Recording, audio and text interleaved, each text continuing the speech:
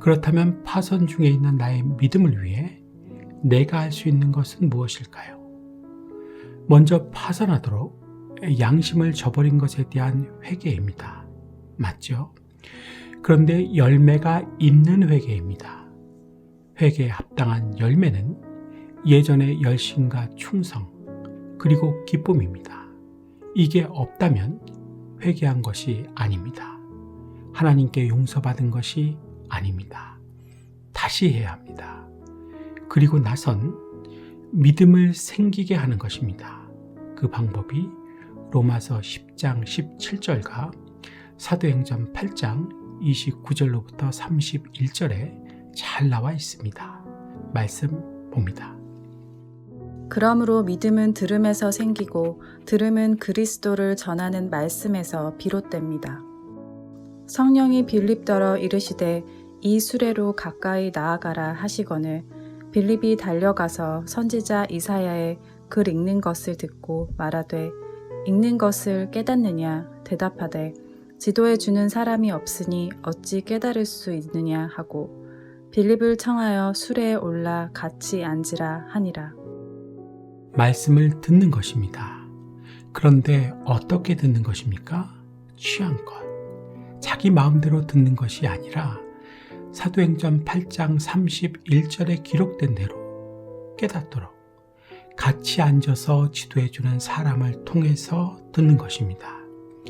말씀에 그렇게 기록되어 있지요. 이게 중요합니다. 따라해 볼까요? 자기 마음대로 듣는 것이 아니라 깨닫도록 같이 앉아서 지도해주는 사람을 통해서 듣는 것이다.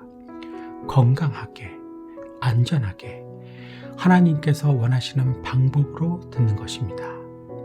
나를 위해서 세워주신 하나님의 종인 담임 목사님을 통해서 듣는 것입니다.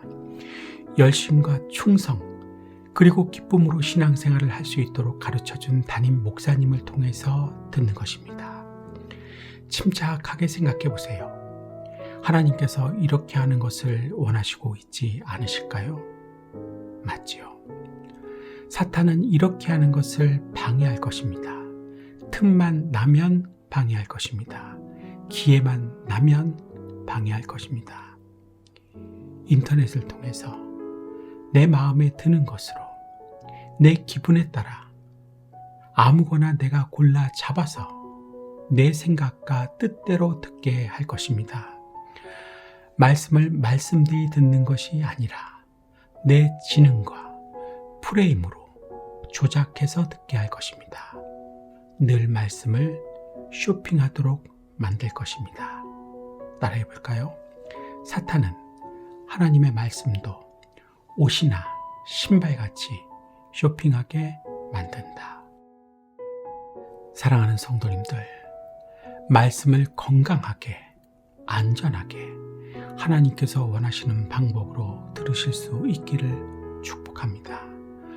똑같은 밥이지만 나의 어머니가 해주시는 밥과 다른 사람의 어머니가 내가 아닌 다른 사람을 위해서 해주시는 밥은 엄연히 다른 것입니다. 시험 들었다고 아무 밥이나 먹어버릇하면 안 될 것입니다.